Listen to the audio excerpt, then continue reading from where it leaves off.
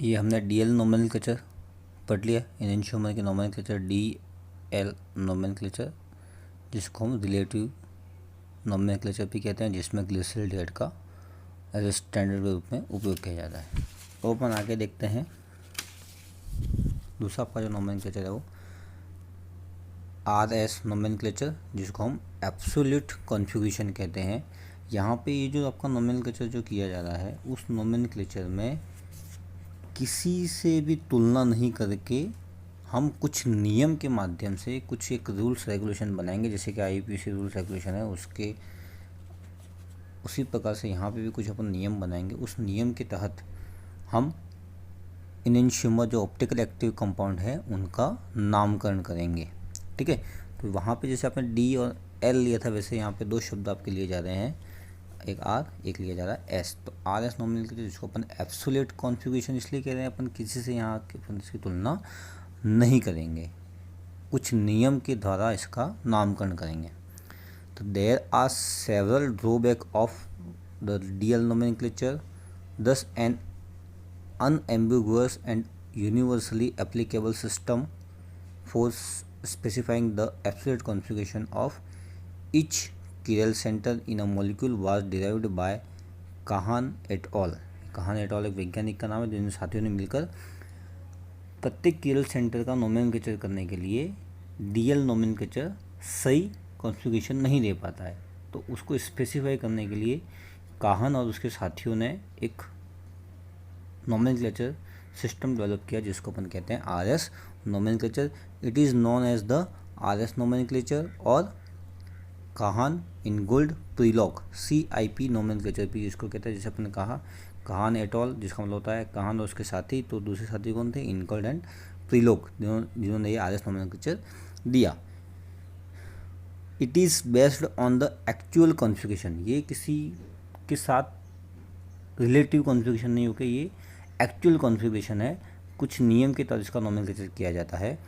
तो ये आपका एक्चुअल कॉन्फ़िगरेशन जिसको अपन कहते हैं। The RS nomenclature system involves 2 step, 2 step हैं यहाँ पे। तो सबसे पहले अपने को स्टेप फर्स्ट क्या है, द 4 डिफरेंट लिगेंड एटम्स और group attached to the chiral centre assigned a sequence of priority according to sequence rules. तो यहाँ पे अपने को क्या करना है, जो अपने पहले ही अपन जानते हैं, जो किरल सेंटर का जो किरल कार्बन है उसके चारों ओर 4 ग्रुप या एटम जुड़े हुए हैं, तो उन चारों ग्रुप का हम प्रायोरिटी डिसाइड करेंगे। कि प्रायोरिटी डिसाइड करने के लिए एक नियम है सीक्वेंस रूल, तो सीक्वेंस रूल के अकॉर्डिंग चारों ग्रुप या एटम की प्रायोरिटी डिसाइड करेंगे। पहला काम तो अपना ये है, किरल सेंटर को पहचानो, किरल सेंटर को पहचान के बाद चारों ग्रुप का प्रायोरिटी ऑर्डर डिसाइड करो।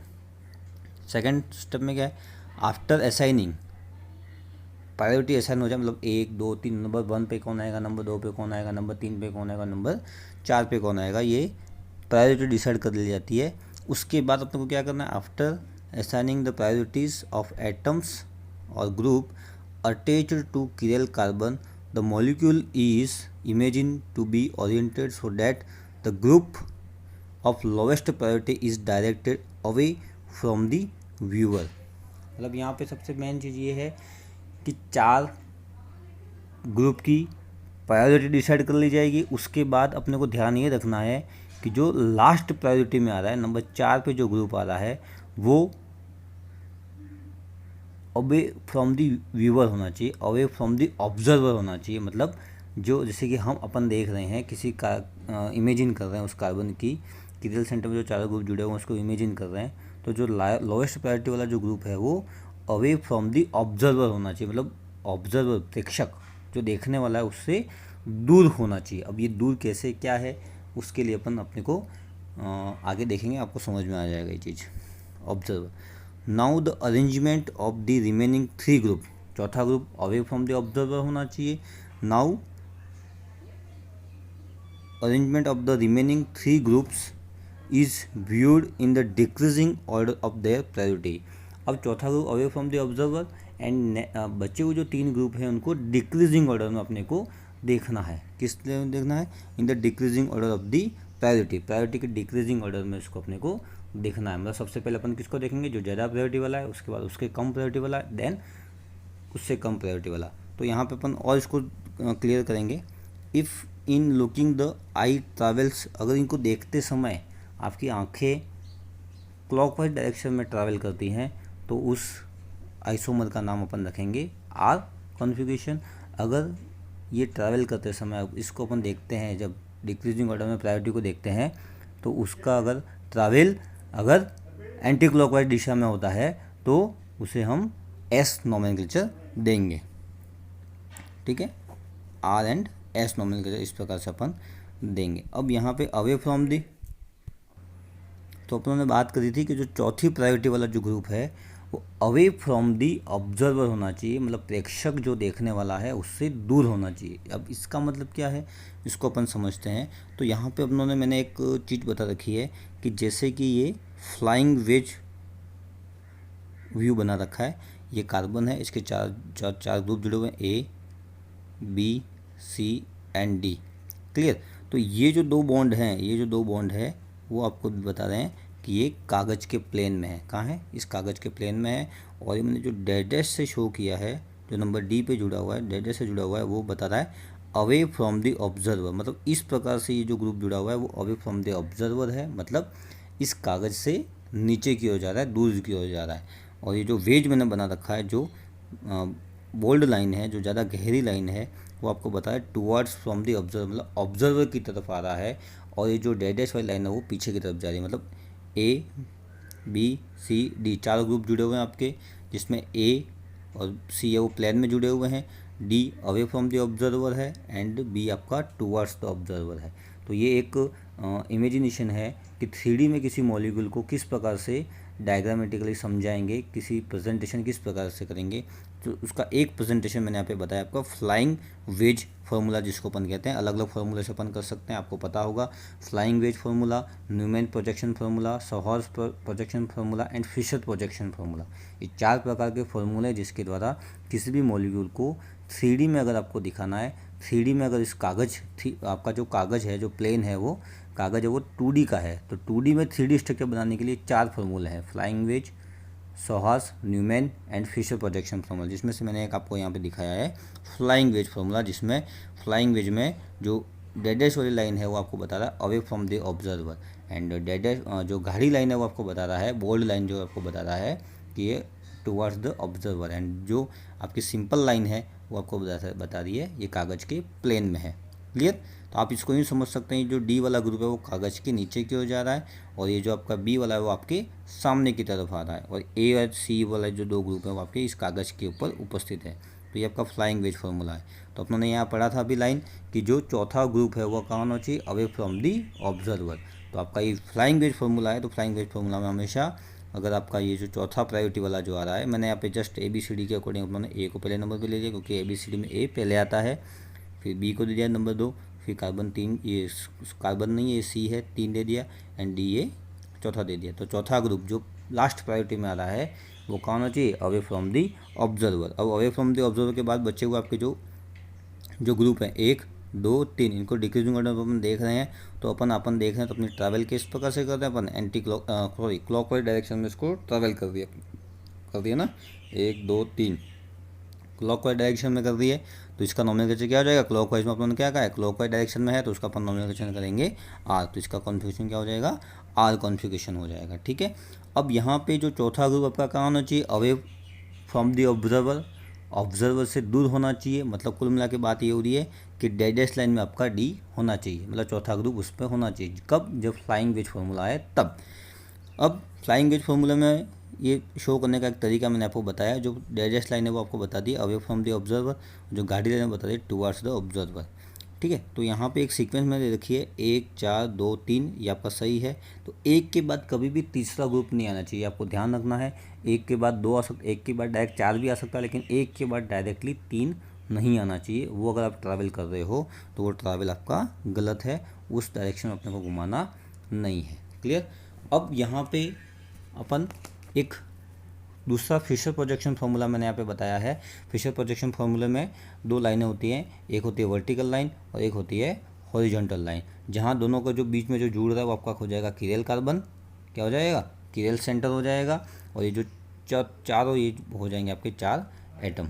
तो जिसमें ये आपकी ये जो हॉरिजॉन्टल लाइन है और एक है आपकी ये वर्टिकल लाइन है। तो यहाँ मैंने लिखा है जो आपकी वर्टिकल लाइन है वो क्या बता रही है, अवे फ्रॉम दी ऑब्जर्वर। क्या बता रहा है वर्टिकल लाइन मतलब क्या बता रहा है, अवे फ्रॉम दी ऑब्जर्वर। ये एक शो करने का एक दूसरा तरीका है, फ्लाइंग विच के बाद का तरीका है।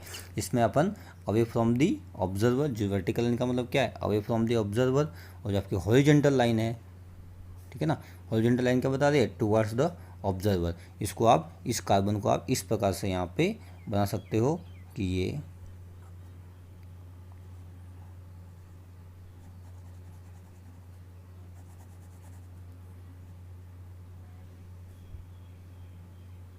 ठीक है, इसको आप फ्लाइंग वेज को आप इस प्रकार से बता सकते हो।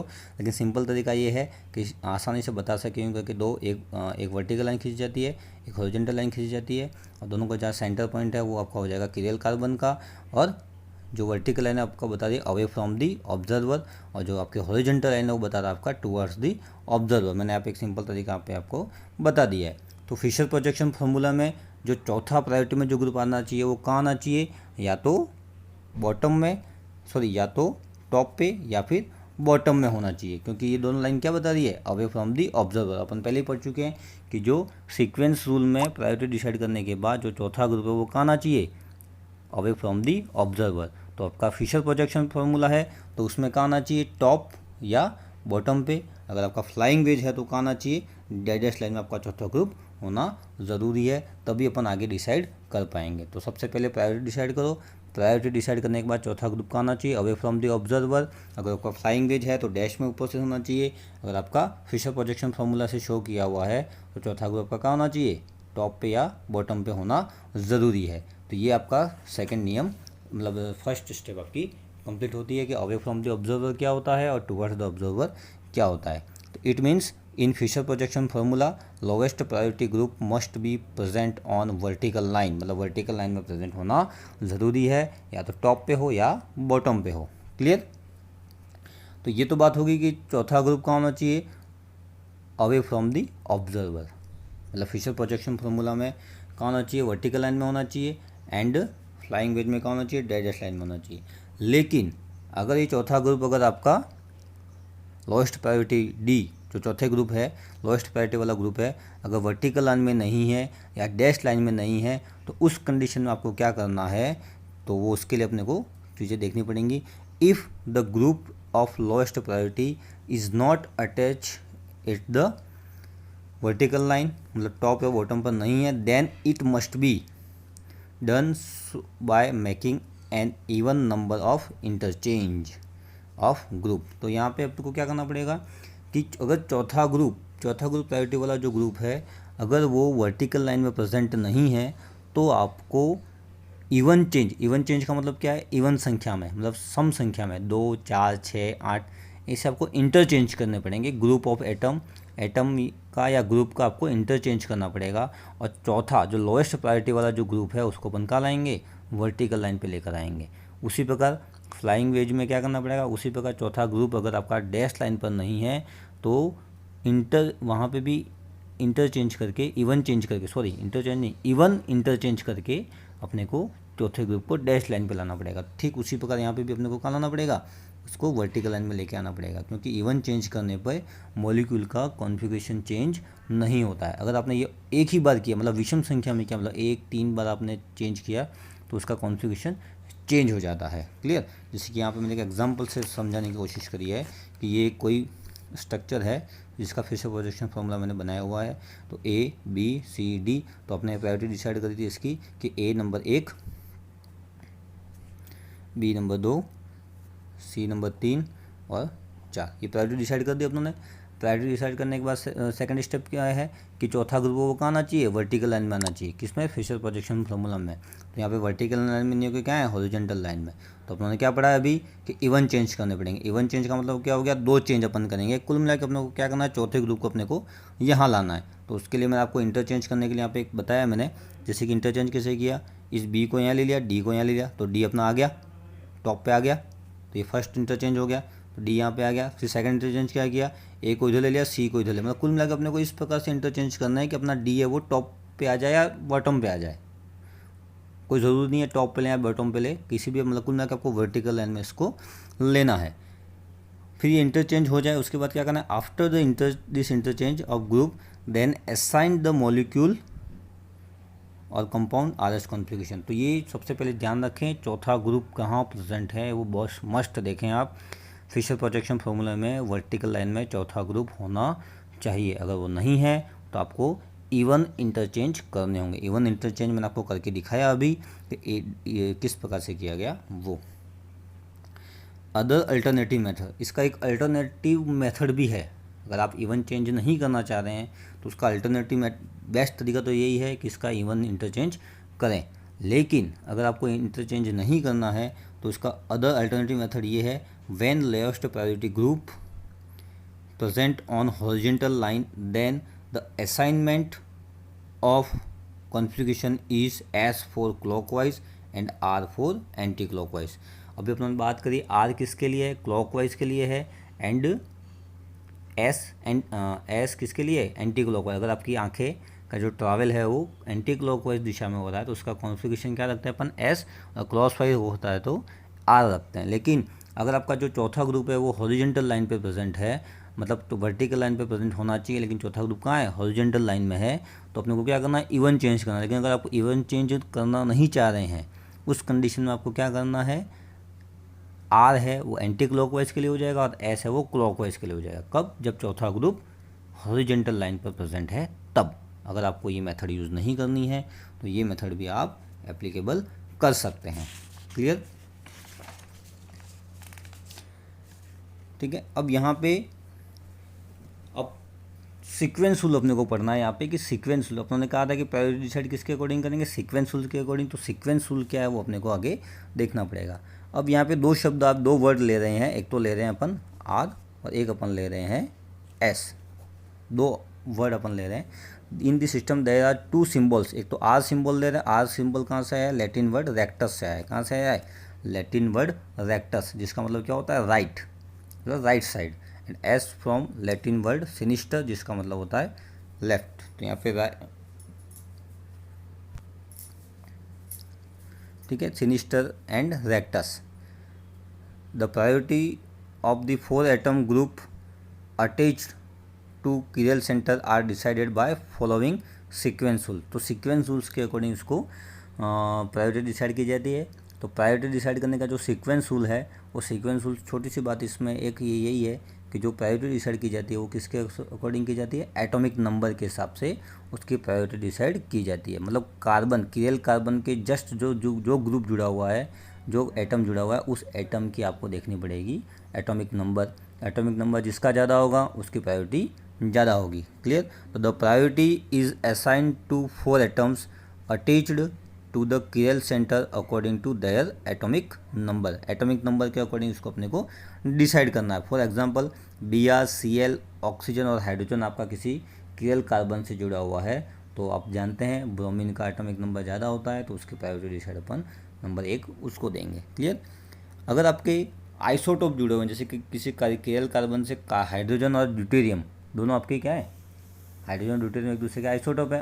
अब यहाँ पे इसका प्रायोरिटी डिसाइड करने के लिए अगर एटॉमिक नंबर देखेंगे, दोनों का एटॉमिक नंबर क्या होगा, सेम होगा, क्योंकि आइसोटोप अपन जानते हैं कि एटॉमिक नंबर सेम होता है। तो उस कंडीशन में अपन इसका देखेंगे एटॉमिक मास देखेंगे, हायर मास जिसका होगा उसको प्रायोरिटी डिसाइड ज़्यादा करेंगे। जैसे कि ड्यूटेरियम एंड हाइड्रोजन में दोनों का एटॉमिक नंबर सेम है, लेकिन मास ड्यूटेरियम का ज़्यादा होता है, इसलिए ड्यूटेरियम को अपन प्रायोरिटी ज़्यादा देंगे।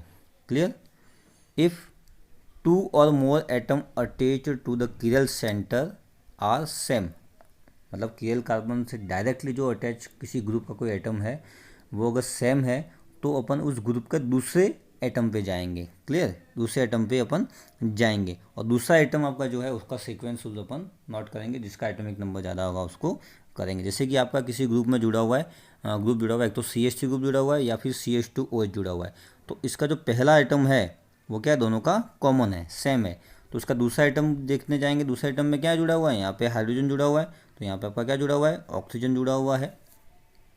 ठीक है, दूसरा आइटम क्या जुड़ा हुआ है, ऑक्सीजन, तो CH2OH ग्रुप को अपन प्रायोरिटी यहाँ पे ज़्यादा देंगे। क्लियर, तो CH2OH has higher priority than CH3 group because in CH2OH group first carbon atom is attached to the oxygen atom, whereas in CH3 it is attached to the hydrogen atom. Clear? The group having multiple bonds are considered as follow. अब अगर किसी में multiple bond है, जैसे कि CH double bond CH है, तो इसकी प्रायोरिटी डिसाइड करनी, दोनों के बीच में प्रायोरिटी डिसाइड करनी है अपने को, तो इसकी प्रायोरिटी डिसाइड अपन इस प्रकार से करेंगे। फिर यहाँ पे इसको खोल के इस प्रकार लिखेंगे कि ये कार्बन, एक कार्बन और इसके नीचे अपन रख देंगे, एक कार्बन इसके नीचे, मतलब ये इसको समझाने के लिए इस प्रकार से लिखा, मतलब इन दोनों में अपन कंपेरिजन करेंगे तो प्रायोरिटी जैसा किसको मिलेगी, C ट्रिपल बॉन्ड C को, क्योंकि यहाँ पे इस कार्बन के साथ डबल बॉन्ड है तो एक ही कार्बन एक्स्ट्रा अपन जुड़ा हुआ मानेंगे, इस कार्बन के साथ भी एक कार्बन एक्स्ट्रा मानेंगे, तो यहाँ पे यहाँ तक तो कॉमन है, यहाँ पे भी तो कॉमन है, फिर तीसरा यहाँ पे हाइड्रोजन आ रहा है, यहाँ दूसरा क्या आ रहा है, फिर कार्बन आ रहा है, तो इस प्रकार से अपन यहाँ पे प्रायोरिटी डिसाइड की जा सकती है कि C double bond C and C triple bond C में प्रायोरिटी ज़्यादा किसकी होगी, C ट्रिपल बॉन्ड C की होगी। क्लियर? यहाँ पे कुछ मैंने एग्जाम्पल लेने की कोशिश करी जिसके माध्यम से हम RS नोमेनक्लेचर को समझेंगे। ठीक है, अब यहाँ पे ये एक एग्जाम्पल दिया है मैंने, फिशर प्रोजेक्शन फार्मूले के माध्यम से उसको देखे दिया हुआ है, तो ये आपका हो गया किरल सेंटर। क्लियर? अब किरल सेंटर में Br, Cl, I and F है। क्लियर? तो 4 एटम आपके जुड़े हुए हैं, इन चारों एटम की सीक्वेंस रूल्स के अकॉर्डिंग अपन प्रायोरिटी डिसाइड करेंगे। अपन जानते हैं सीक्वेंस रूल्स की प्रायोरिटी ऑर्डर क्या है, एटॉमिक नंबर के हिसाब से, तो यहाँ पे सबसे ज़्यादा आयोडीन का एटॉमिक नंबर है, फिर Br, फिर Cl एंड F। नंबर 1 किसको दे दिया आपने, आयोडीन को, नंबर 2 Br को, नंबर 3 किसको दिया, क्लोरीन को, नंबर 4 किसको दिया, फ्लोरीन को। तो अपने जानते, अब इसके बाद देखो चौथा ग्रुप कहाँ आ रहा है, वर्टिकल लाइन में आ रहा है। ठीक है, कोई दिक्कत नहीं है।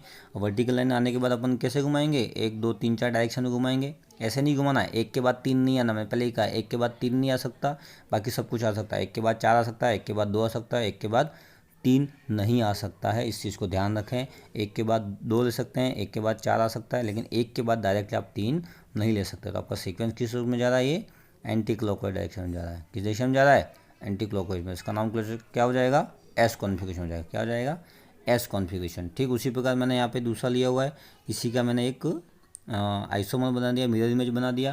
तो यहाँ पे अपन देख रहे हैं 1 2 3 एंड 4, चौथा ग्रुप वही वर्टिकल लाइन में है, घुमाया इसको, तो एक के बाद 3 नहीं आना चाहिए, एक के बाद 4 आ सकता है, 2 आ सकता है।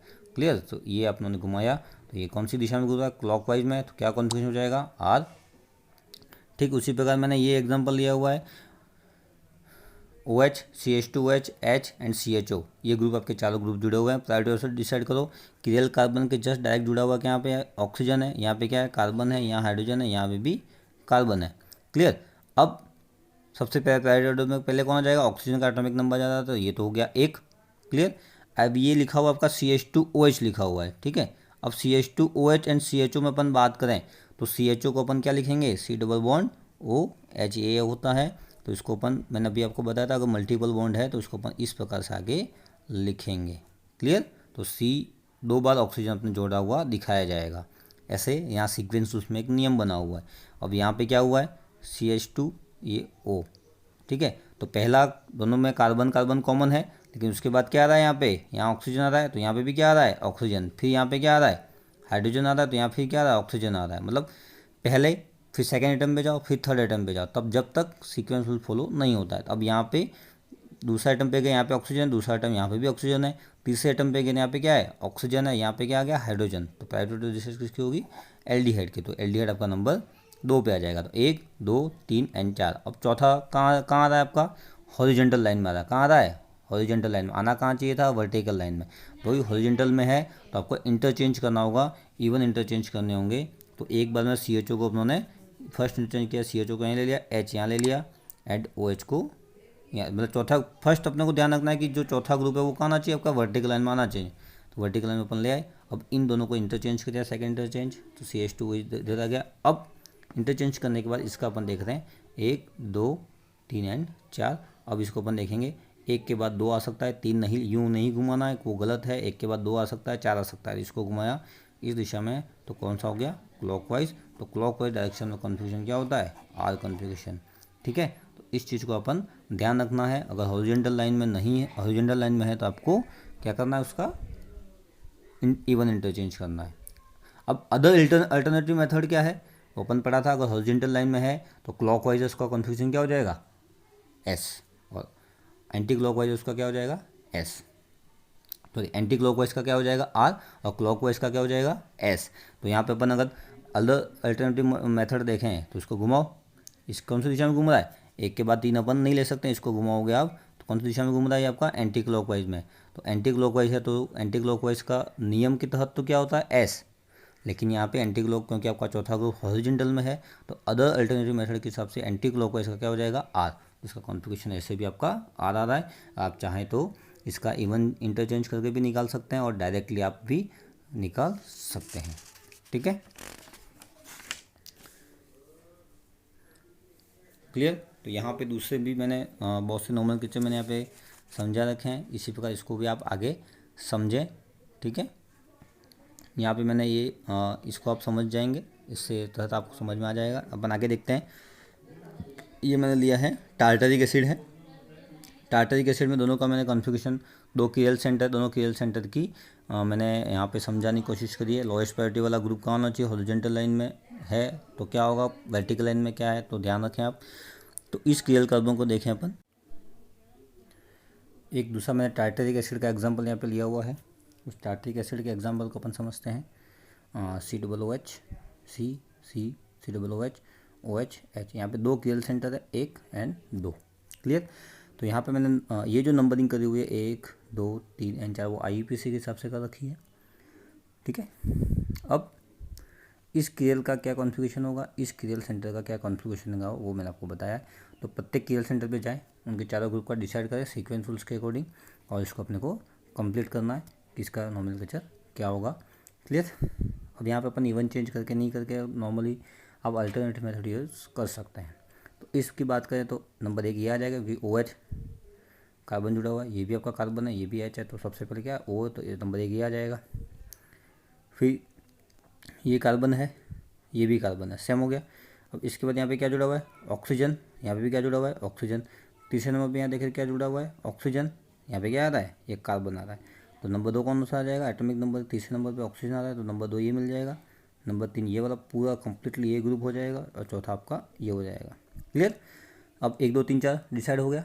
चौथा ग्रुप वर्टिकल लाइन में होना चाहिए, लेकिन अपन क्या है हॉरिजॉन्टल में, तो अपने को अल्टरनेटिव मेथड यूज़ करना है।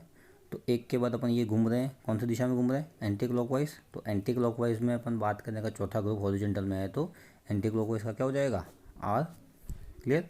ठीक उसी प्रकार इसका अपन डिसाइड करेंगे, तो इसका भी क्या कॉन्फ़िगरेशन रहेगा आपका आर कॉन्फ़िगरेशन आपका आ जाएगा। तो ये उसका कॉन्फ़िगरेशन होगा, नंबर 2 पे क्या है आर, नंबर 3 पे भी क्या है आर, क्लियर। तो इस प्रकार से अपने टार्टरिक एसिड का नोमेनक्लेचर कर रखा है।